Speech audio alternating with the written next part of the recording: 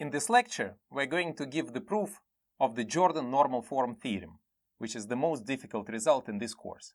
We will begin with two auxiliary lemmas. Lemma 1.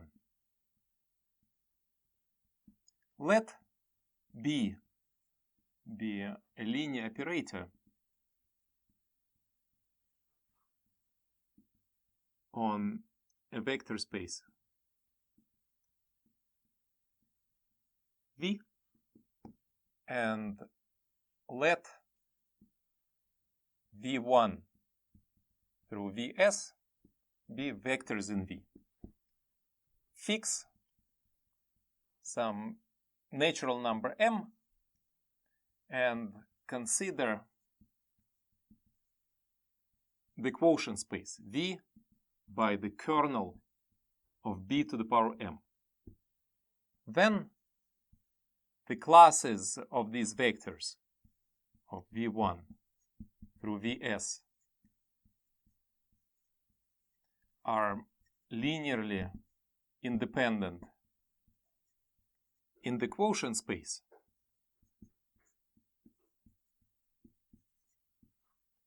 if and only if vectors b to the power m V1 through b to the power m Vs are linearly independent in V. Let's give a proof. Let's apply the first homomorphism theorem to the operator b to the power m on the space V. This theorem states that there is an isomorphism between spaces V quotient by the kernel of b to the power m and the image of b to the power m. The correspondence between these two spaces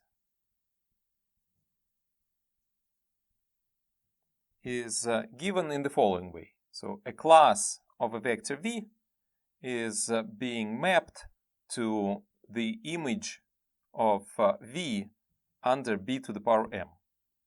The first homomorphism theorem says that this is a linear transformation and an isomorphism. We know that isomorphisms preserves linear dependence or independence.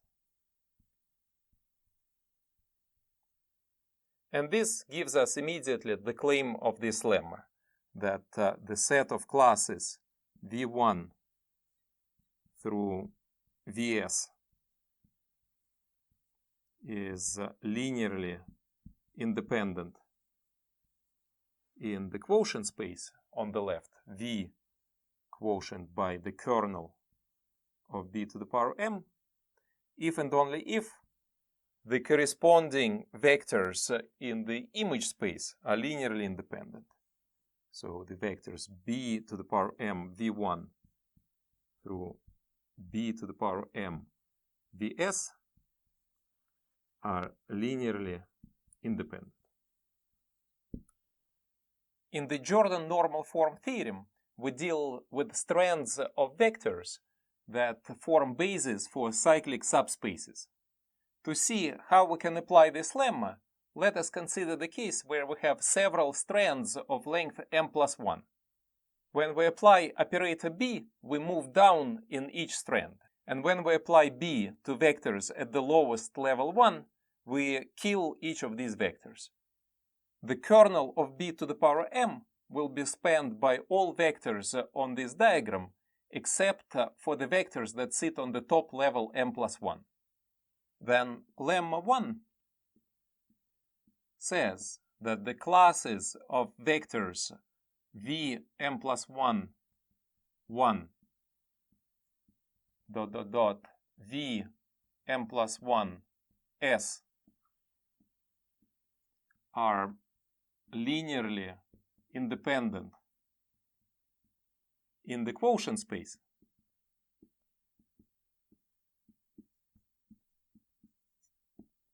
if and only if the vectors at the bottom, so if we apply b to the power m to the top vectors, we get vectors at the bottom. So we get vectors v11 through v1s are linearly independent in V. This is the interpretation of lemma 1 in terms of these strands. Our next lemma will also be about linear independency of vectors in these strands, but now we will allow strands of various lengths. Consider a family of strands like on this diagram. So here we recall that in notations Vij, so the first index I is the level of a vector, and the second index j is the index of a strand, so that we can distinguish different strands. When we apply operator b, we move down in each strand. So this means that b applied to vector Vij produces the vector Vi-1j. So this is provided that I is greater than 1. And in case when I is equal to 1, when we apply b to the vector 1j that lives at the bottom level, then this is equal to 0 vector. So vectors on level 1 are annihilated by operator b. Let us now state lemma 2. Let Vij be a family of k strands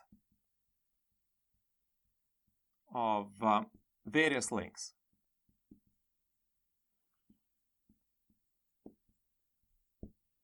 Then the set of vectors in the strands Vij is linearly independent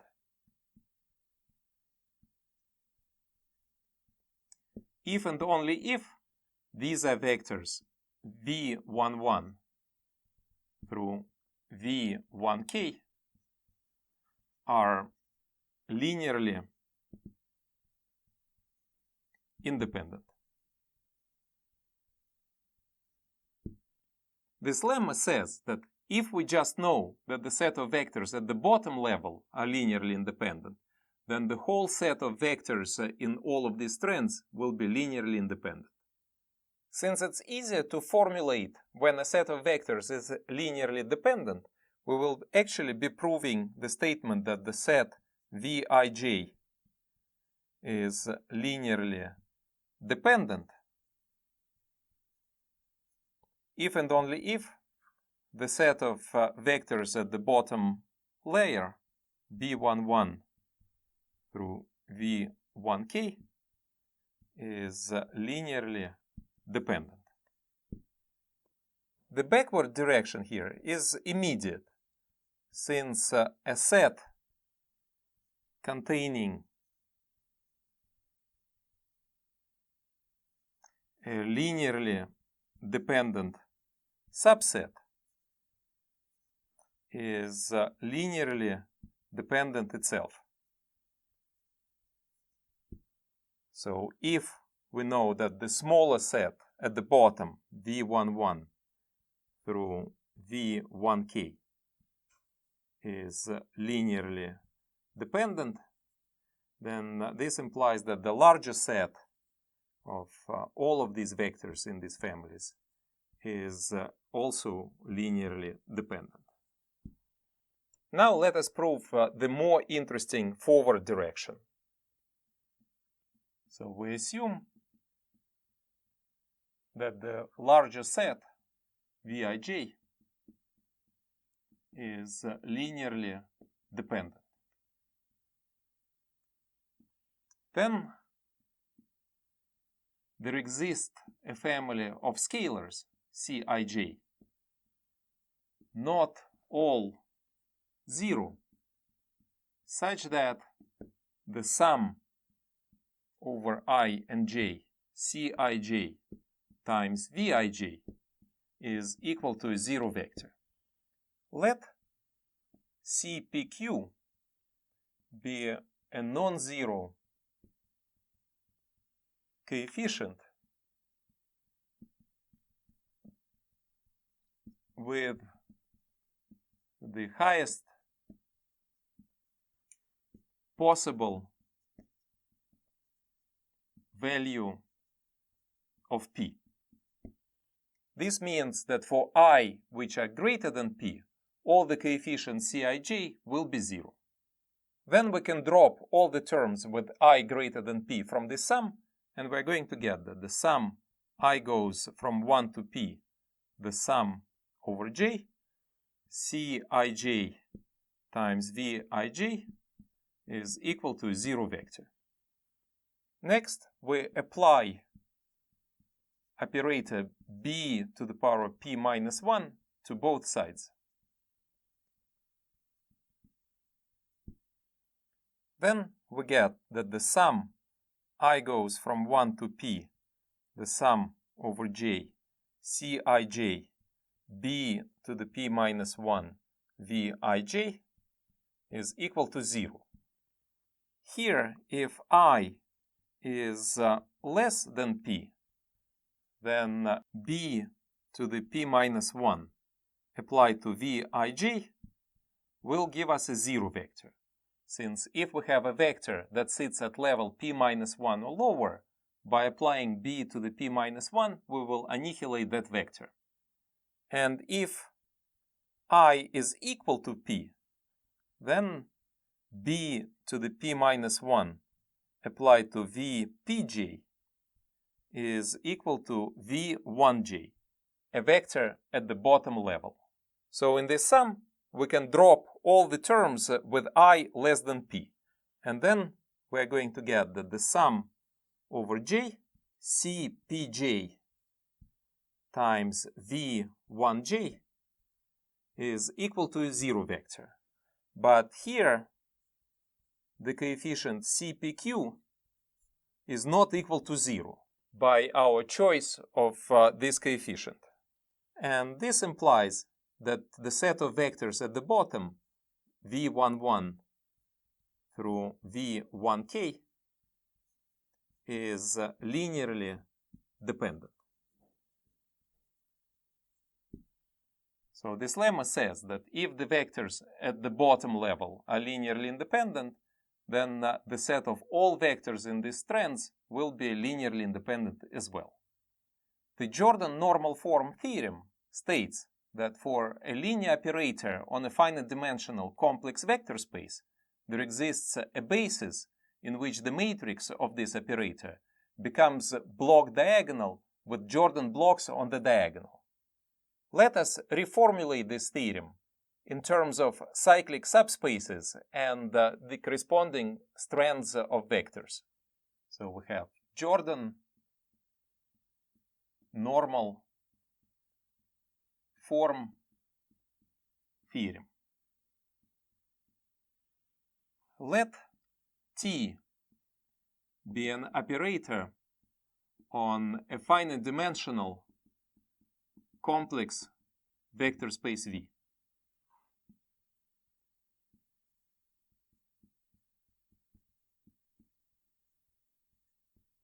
Our first claim is that V decomposes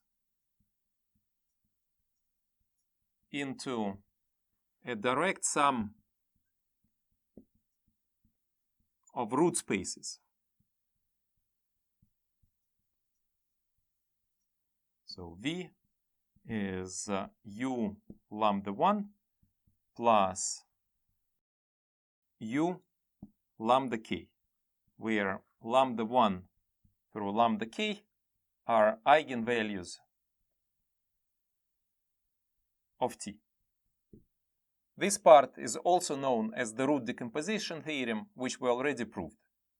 And each root space may be further decomposed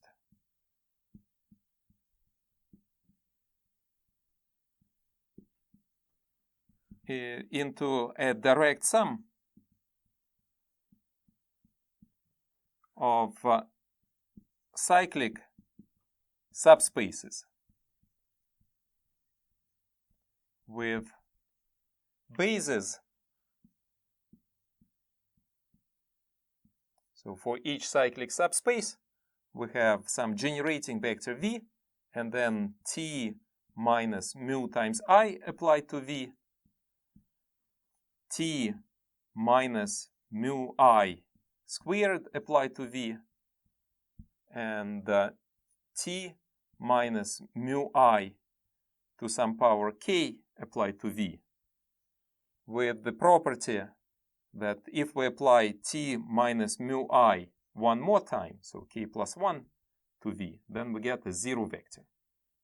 This basis of a cyclic subspace is our strand, where the last vector is the bottom vector, which is the eigenvector for t with eigenvalue mu. The space spanned by these vectors is t invariant, and the matrix of t in this basis is a single Jordan block with eigenvalue mu along the diagonals. Since we already proved the first half of this theorem, it is sufficient to show that each root space has a basis which is a union of these strands that correspond to cyclic subspaces. Let us recall the algorithm for constructing these strands that we discussed in the previous lecture. Algorithm for constructing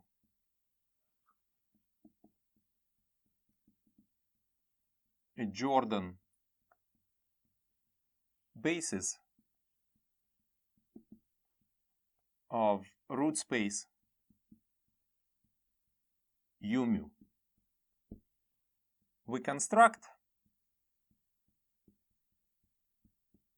the strands of vectors iteratively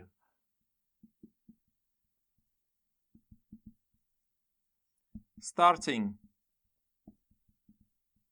with the longest possible strands. Now let us describe in detail one iteration of this algorithm. How to construct strands of length n. We assume that we have already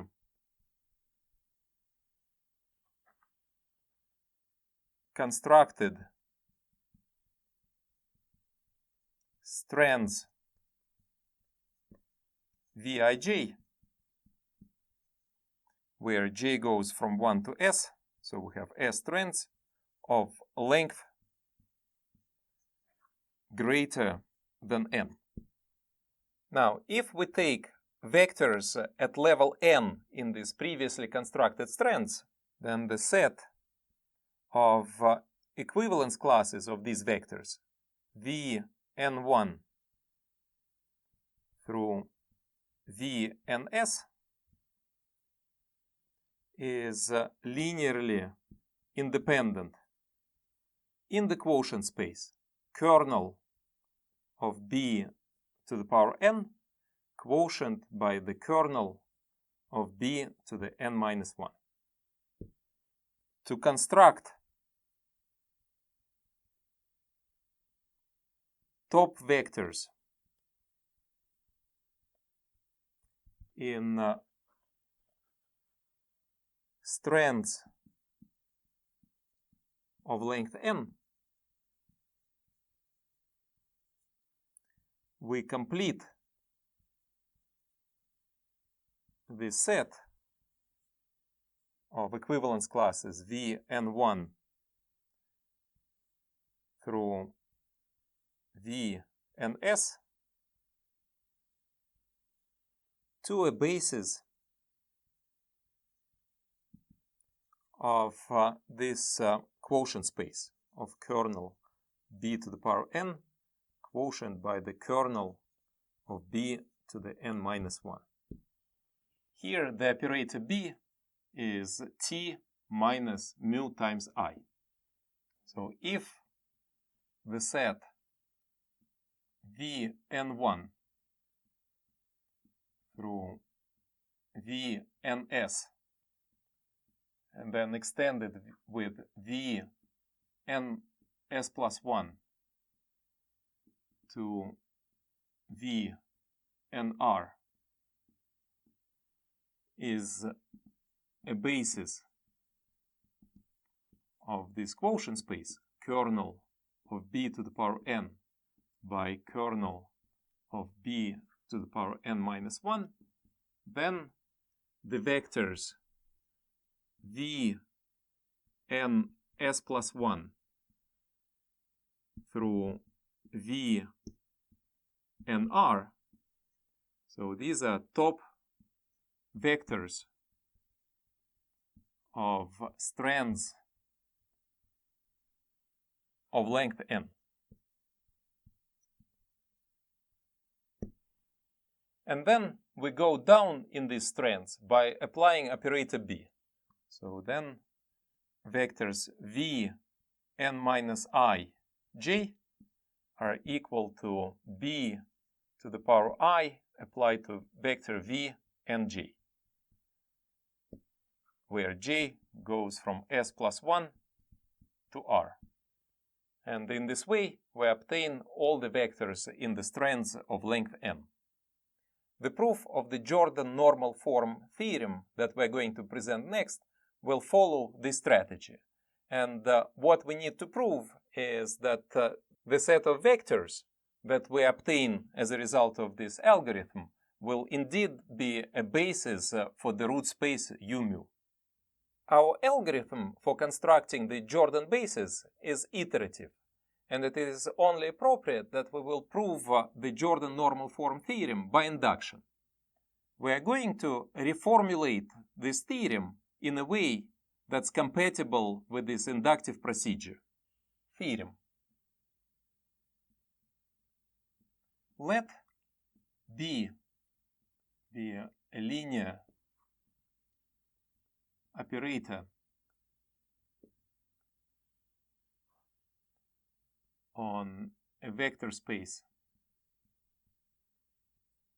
U such that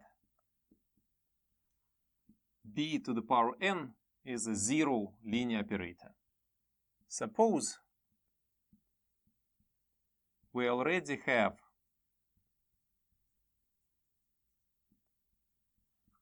a linearly independent set Vij, where I goes from 1 to n and j goes from 1 to s, satisfying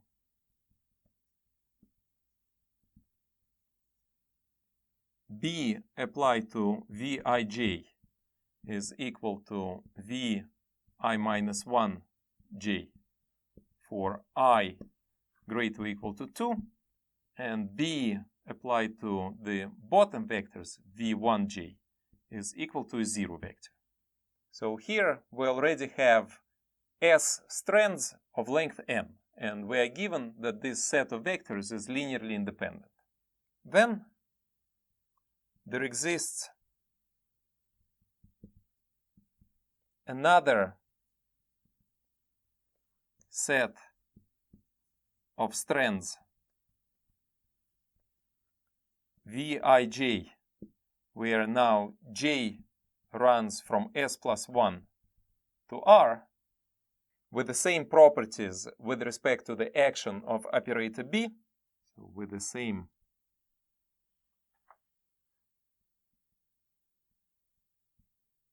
action of b, such that the union, so the set Vij, where j now runs from 1 to r, is a basis of U. Now, in the additional set of strands, the lengths could be arbitrary. Corollary. If we take S to be equal 0, so that is empty set of pre-existing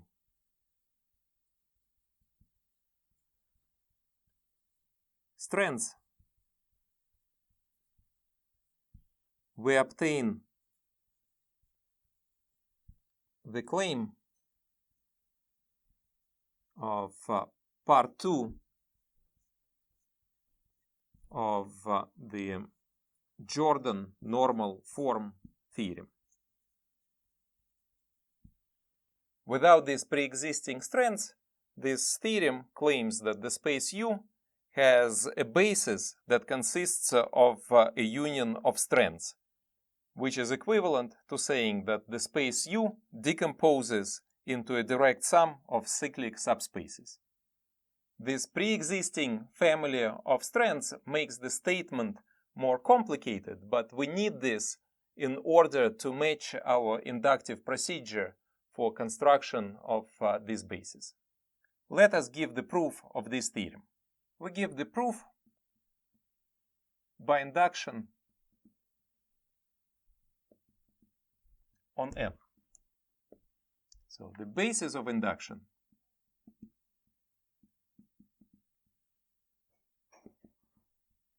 is the case when N is equal to 1. So here we are given that operator B is equal to a zero operator on U, which makes sense because here we are talking about our bottom layer. And we have a linearly independent set V11 through V1s. We know that we can complete this set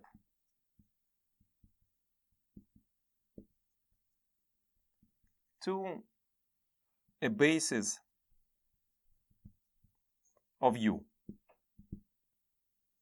V11 through V1s, then V1s plus 1 through V1r. Since our operator B is 0 on U, we have that B acting on each of these vectors will give a 0 vector. So this will become the set of strands of length 1. This is precisely what we need to prove in the case when N is equal to 1. Now let us carry out the step of induction.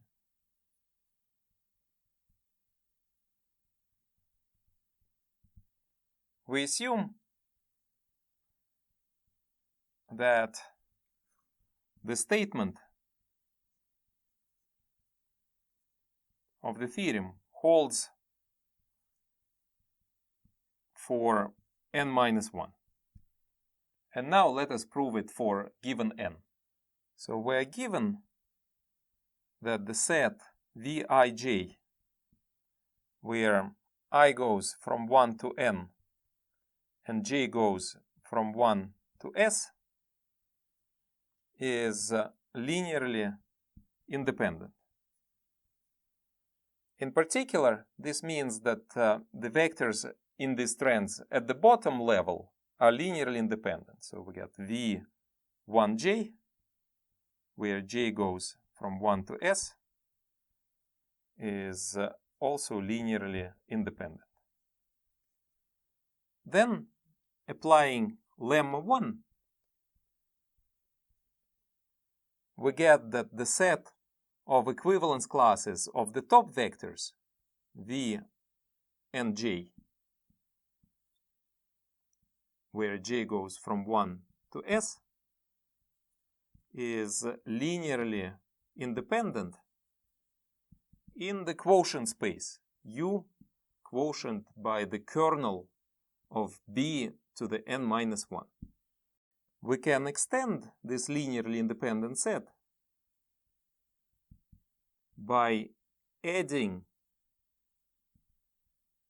equivalence classes of vectors v, n, s plus 1 through v, n, p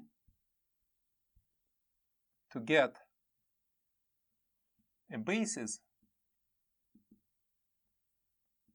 v and j, where j now goes from 1 to p, in the quotient space u, quotient by the kernel of b to the n minus 1. Now construct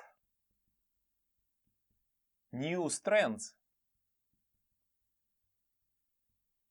by saying that v n minus I j is equal to b to the power I acting on v and j for j from s plus 1 to p and I from 1 to n minus 1.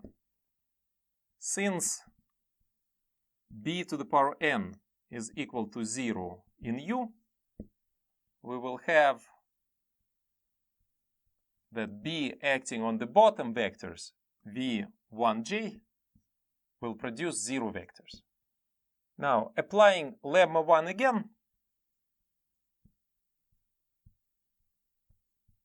since this set of equivalence classes v and j, where j goes from 1 to p, is linearly independent in the quotient space u by the kernel of b to the n minus 1, this implies that the bottom vectors v1j, where j goes from 1 to p, is linearly independent in u. But then, by lemma 2, we know that if the set of bottom vectors in the strands is linearly independent, then the set of all vectors in the strands is linearly independent. So by lemma 2, the complete set of vectors vij, where I goes from 1 to n and j goes from 1 to p, is linearly independent. Next, consider the space kernel of b to the n minus 1. If we take vectors in the strands that do not belong to the top level, so the set vij, where I goes from 1 to n minus 1 and j goes from 1 to p, this will be a linearly independent set in the kernel b to the n minus 1.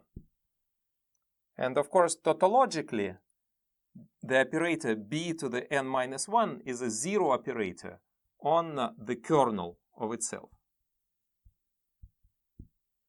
So now, on this kernel of b to the n minus 1, we have a set of linearly independent strands of length n minus 1, and the operator b to the power of n minus 1 is 0 on this space. Now we are in a situation where we can apply the induction assumption. By induction assumption,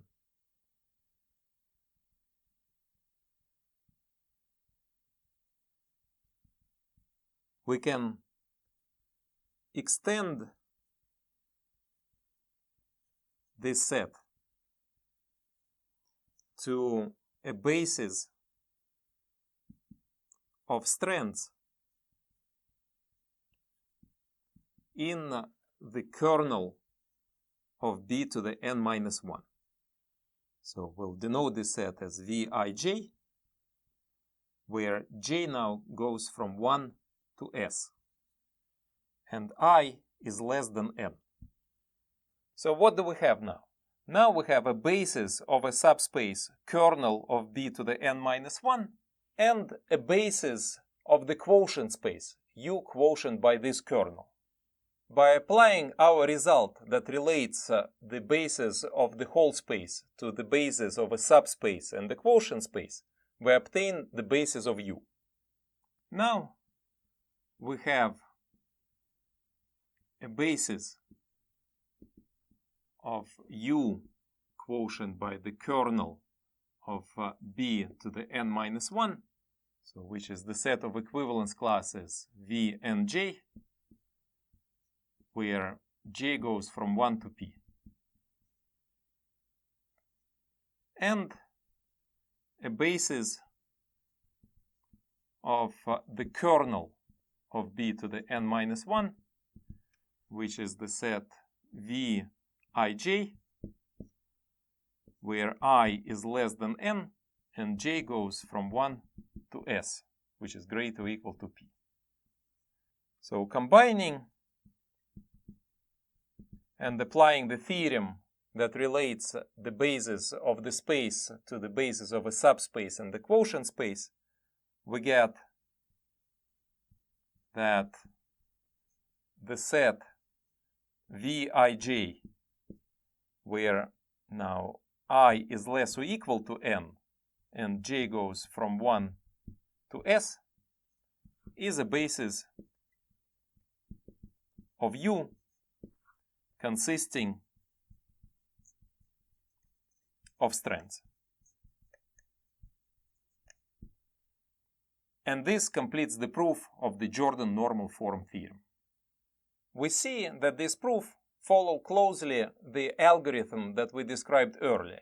Here we are trying to construct strands of length n by identifying their top vectors. To do this, we take vectors at level n of the previously constructed longer strands and consider the quotient space by the kernel of B to the n minus 1. So we construct new top vectors by completing the set of vectors at level n minus 1 to a basis of the quotient space. In this way, we obtain a family of strands of length n. And then we go to the subspace, which is the kernel of B to the n minus 1. Now, by removing the top vectors, we get strands of length n minus 1, which will belong to this kernel. And by induction assumption, we can complete this to a basis of shorter strands. And then reinstating the top vectors that we have cut off from strands of length n, we will obtain the basis of U that consists of a family of strands. Finally, we point out that the sizes of Jordan blocks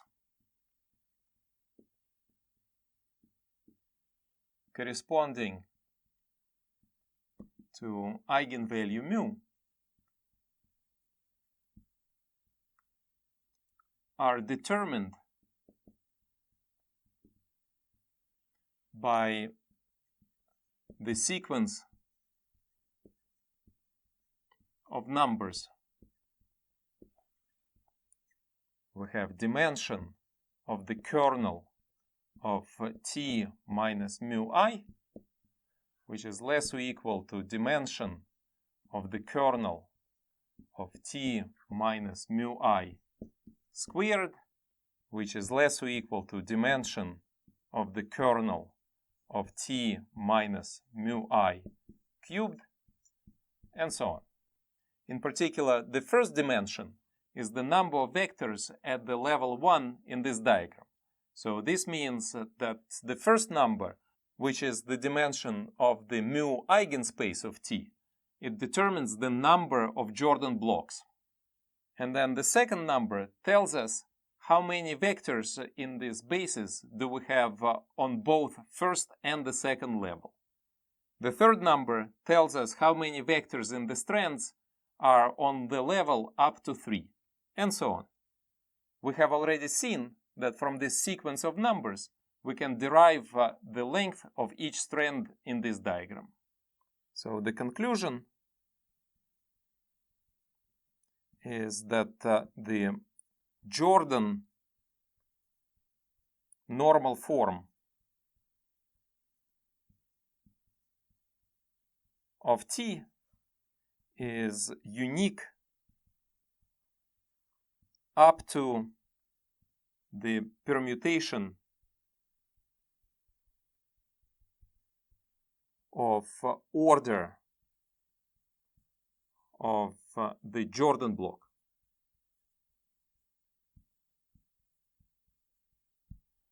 We can rearrange the order of the Jordan blocks in the Jordan normal form, but the eigenvalues and the sizes of Jordan blocks for each eigenvalue are uniquely determined by the operator T itself.